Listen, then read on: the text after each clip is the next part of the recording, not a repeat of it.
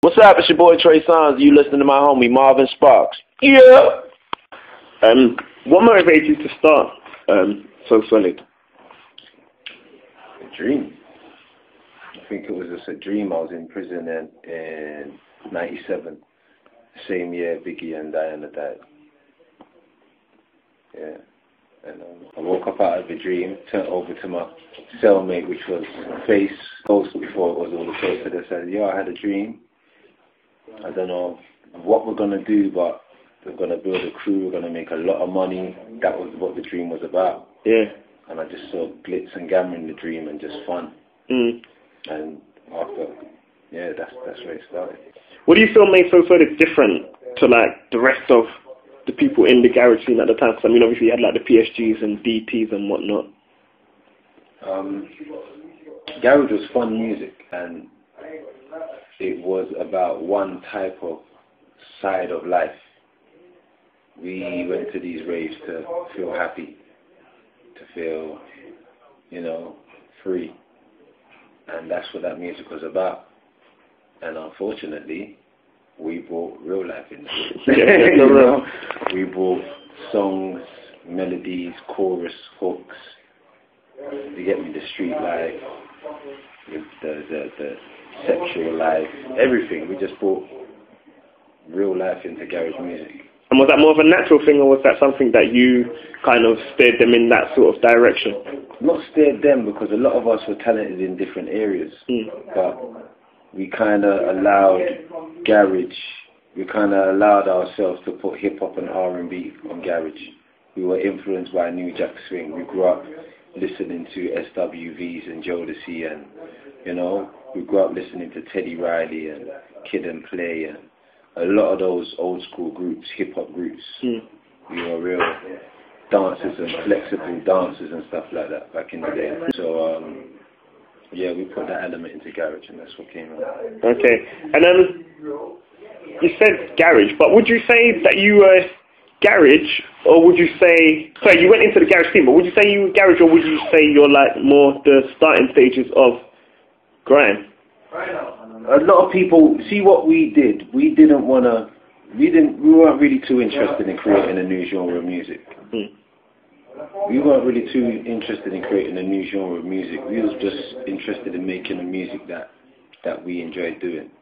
If the public want to put it into a genre, then cool. I mean, you get compilations out there saying the best hip-hop compilation, boom, boom, boom, from Ministry of Sound. But then you get a Dizzy Rascal Bonkers on it. Yeah, for real. You get dubstep tunes on it. And it's not really hip-hop and R&B, is it? Yeah, for real. So we just left it down to the people to actually, you know, place it in the genre themselves. Looking back now, you could say, whoa. You could say, oh no, that's the word, is the beginning of grime. And that's not from me, that's from the godfather of grime himself. Okay. Yeah, while he was in the studio with my brother Swiss, he said, boy, you know, the beginning of grime was, oh no, that's the word. You know, so I still remember the first time I heard that, you know? Yeah, so maybe that inspired him to, you know, create that sound and actually put a name to it. Yeah, because I mean, Dilemma, again, that was not garage. Dilemma was produced by Neutrino. Okay. Oh no, that's the word was produced by me. Oh, serious? Yeah. Okay, let me do that. That's the word. And Whoa was produced by Dan the Man. Okay, yeah. So those are the three kind of, those three tunes I could say were the real banger. Yeah. For 21 Seconds. For real. When 21 Seconds came, DJs were reluctant to play it in the clubs until they saw the video. Do you ever look back and like reminisce about good times and like? Yeah, I love my past. Yeah. But I'm in love with what the future holds. What would you say were the highlights of back then? Everything. Yeah. Everything good and everything bad. They were all highlights to us, just a learning curve. Learning curve, yeah, I heard that. When did you realise that you were onto something with the music? When I made my first million. 10-1. You mean you gotta be? Yeah, I heard that. When you get your first real paycheck, like wow. And you see the ones and the twos and the zeros in the bank, That's when you know that you're onto something good. Okay, and like the place of time, when was that? Was that after 21 seconds? That was just after They Don't Know. Oh, after They Don't Know. Okay. Yeah. How did your environment that you grew up in affect your ambition? Because I mean, obviously you said you started out. Well, the idea first came out of like when you were in prison. So, yeah.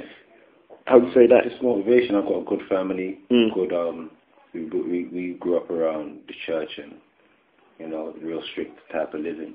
But being in those environments and learning from my dad's side when I used to go on jobs with him and work on rich people's houses, I was seeing that and then going back to where I was living is what I wanted. It's like, all right, I understand what we're doing. I understand we're capable of fixing these people's houses. So what do I need to do? Get the money? So it's just a motivation. Yeah, yeah. You learn it. I think the streets kind of showed man about the level of risk. If you take a certain amount of risk on the streets, you know what the outcome is. I hear that. So what kind of jobs are those that you're doing with your dad? I mean, my dad is an electrician and they're all plumbers and builders and they own their own property and property company and, you know, they were doing well at that time. So I was motivated by the business side of things from my dad's side of the family, and the singing and the dancing came from my mom's side of the family. Okay, a nice balance. Yeah. Yeah, I hear that. So that's the first company for Soul City was set up in 1998. Okay. And what was that? Soul City Crew Production. Okay, okay. How would you describe like your character at school? What were you like? Just a defender of the family, really. Defender of the family. I was cool. I wasn't too bad. I wasn't too good. In between, you know. Second fastest in the school. Okay, yeah. Second best or third best fighter in the school. You know, that's how you primary school and secondary school at that stage, that's how you kind of class yourself, you know. And just a defender of my family, man. Just real protected. Did you have like favorite subject? Sex education. Straight up. Coming from a guy that's only got one child, but yeah. I mean, the teacher loved me, Miss Orlando. So Miss Orlando, wherever you are, if you see this year, she loved me as well, and she was married to my head of year. Oh, I see. Yeah. Okay. So the head of year was what school is it you went? Ernest Berkeley. A plus, triple A plus. That's it. Oh, I see. Yeah. So who or what would you say were your business idols then? My dad. Your dad, yeah. My dad was my business idol. My uncle was my business idol. My uncles were my business idol. That's the only people I knew that owned companies that were next to me. Yeah, I hear that. So it's got to be a bit more direct in it, really. Yeah. So you had like everyone like back in the day with Gaston Averexes and TTs. Like I remember, like obviously if you couldn't get the Averex, then you got the biker jacket in it. Yeah. But how did that sort of thing come about? Yeah. Neutrino was the guy that loved Averexes, and that just rubbed off on the rest of the crew. You know, I loved jewelry and cars, and that might have rubbed off on the rest of the crew. You know, but that's how it came about. We just all motivated each other. We had regular meetings. We used to sit down like every week on a Sunday and discuss a lot of things. So there was nobody that was kept in the dark about what was meant to happen next. And it was just a real family thing. Yeah. We motivated each other. If one of us had the latest car, everyone else wanted that car. So then it was either whoever was in deals bought the car, and whoever weren't in deals was fortunate to get the car. I see. Yeah. So it was whoever had jewelry bought their own. Whoever had money bought their own jewelry. There was like 5 to 6 people in record deals at the time. There were like 29 people had no deals. That's another thing I was going to ask. Like, how did you manage to, like, kind of keep everyone together and manage and that sort of thing? Like any organization. So, I mean, there must have been a lot of personalities in that. We all believe in the same mission. Yeah. Cool. That's how we kind of kept together at that time. And the videos, how did you used to come up with the concepts for the videos, like the treatments and that sort of thing? Who used to do all of that? To tell the truth, it was the labels always used to give us directors and tell us what directors want. But we always had to remember the envision that we had as a crew when we actually came together making that particular track. So it was ideas between the director and us, and actually being strong. In our contract, they had to we agreed on being fully creative. We was actually, there was a clause in our contract, any contract that we done, signed to Social Productions, that we had full creative control. So we sat down with the directors from the beginning, storyboard, everything, props, girls, casting, everything, right down to the end, post-production, first level of post-production, grading, finalize, everything. Yeah. We sat down step by step, and they could not, it wasn't like they could phone someone in the label and say, yep, the grading is done, can we get authorization from you? That had to come through the manager, through to Mega or G, then we had to go up there, see it, and that's when the authorization happened. So it was a collaboration of some great minds. Yeah. Max and Dania, great video directors. Make sure that's in the write-up. yeah. A lot of people don't know the directors. You've got Jake Nava, you've got Dawn as well. She shot a lot of Kylie Minogue videos. Okay. And she done Ride With Us. Oh, that video. Yeah. So Dawn done Ride With Us. I miss Dawn. I don't know where she is right now, but she's a great video director. Max and Dania, They Don't Know, Broken Silence, So Grammy, 21 Seconds. Great video director. Yeah. Jake Nava all over. Great video director. Yeah. And tell me a bit about the whole radio thing, like, because as I said before, you lot were Supreme and then on Delight. But I mean, I would say you mainly made your name on Delight. It's just the attitude of looking at a situation, being in love and being dedicated to a situation, seeing that it was going down. I wanted to be a part of it and keep it afloat. And Supreme FM was going down at one stage of time, and we wanted to take over. And then seeing how we were taking it over, the ex-partner that tried to go about his business actually came back and said, no, it's mine, and boom, and doing this. And we said, you know what? Don't worry about it. We know our power. You know, so if no one really agreed to what we wanted at that time, we just done things ourselves. Yeah, I heard that. Yeah. Was Delight your station back then? Delight was our station. Okay. I wasn't 200% sure on that. Yeah, Delight was owned by me and Mr. C. Okay. And then you had like Neutrino and a lot of the other guys that knew how to set up rigs and, you know. So it was just a real teamwork thing. And then I called up everybody who was on Supreme that time and said, are you in? Yeah. And everyone just said, yeah, we're in. I heard that. And everyone left Supreme and came with us. Yeah. Is there anyone that you see out there that's in the music business that you think, right, I was like that when I was younger, I can see him turning into... Skepta, off the top of my head, definitely. Yeah. Tiny Temper, definitely. They are missing a few things, because I was a real extrovert back then. You know, there's not a lot of extroverts out here now, but the hunger for music, the hunger for being out there and being what's the word for it? Being relevant. Those two guys. Okay. Yeah. And what would you say was like your personal like key to success throughout this whole time? Never settle for less. You know, stay reaching for the stars. The sky's too close. The sky's no longer the limit. You know, never be satisfied with what you have. Always seek for more. And if somebody comes to you and you play something to them, or you show them a video and they say it's good, don't be happy. Be happy with excellent. You know. Yeah. Never reward average. You know. Yeah, so I just grew up with a different frame of mind. I had that book, 48 Laws of Power, in 1999. I see. You know, studying certain things back then. So maybe like when most people was just doing music and studying what they was doing on the streets, I was doing music and studying what rich people and the wealthy people were doing. So why on the outside you might have seen the street attitude, but in the business and the frame of mind of me was a whole different person, you know. And that's the difference as to why you see the outcome of So Solid and what you see today, you know. And I know you guys used to have raves at